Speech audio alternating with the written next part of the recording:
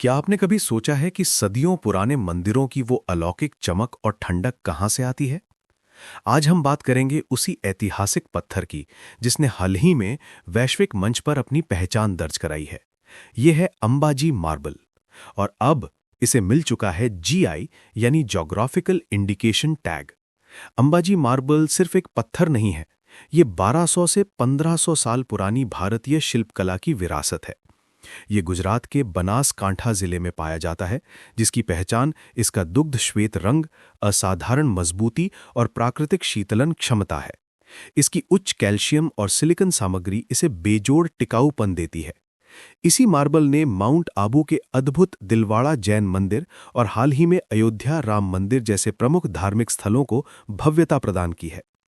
इसकी अद्वितीय चमक और टिकाऊपन के कारण ये देश विदेश के कई मंदिरों में भी इस्तेमाल हुआ है, जिसमें मियामी, न्यूजीलैंड और लंदन के धार्मिक स्थल शामिल हैं। जीआई टैग मिलना अंबाजी मार्बल के लिए एक गेम चेंजर है।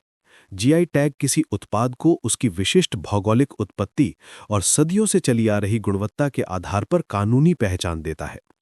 अंबाजी को ये टैग क्यों मिला? इसकी वजह है इसकी परंपरागत खनन शैली और गुणवत्ता, जिसके कारण ये दुनिया में अद्वितीय है। इस टैग के मिलने से 4 बड़े फायदे होंगे। पहला, कानूनी सुरक्षा।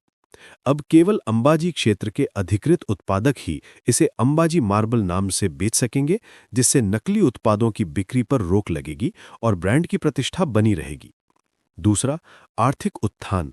इसकी ब्रांड वैल्यू बढ़ेगी, जिससे इसकी मांग और बाजार मूल्य में जबरदस्त वृद्धि होगी, खासकर निर्यात के क्षेत्र में, जो स्थानीय अर्थव्यवस्था को बल देगा।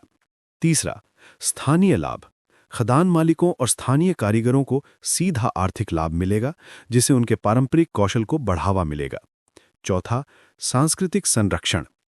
ये टैग हमारी पारंपरिक खनन कला और शिल्प को संरक्षित करने में मदद करेगा, जो हमारी सांस्कृतिक विरासत का एक अमूल्य हिस्सा है। इस प्रकार अंबाजी मार्बल को जीआई टैग मिलना न केवल एक कानूनी औपचारिकता है, बल्कि ये हमारी सदियों पुरानी शिल्पकला और भौगोलिक विरासत को मिला वैश्विक सम्मान और संरक्षित अस्तित्व। ये भारतीय पत्थरों के लिए एक नई शुरुआत है। आपको ये जानकारी कैसी लगी? कमेंट्स में जरूर बताएं।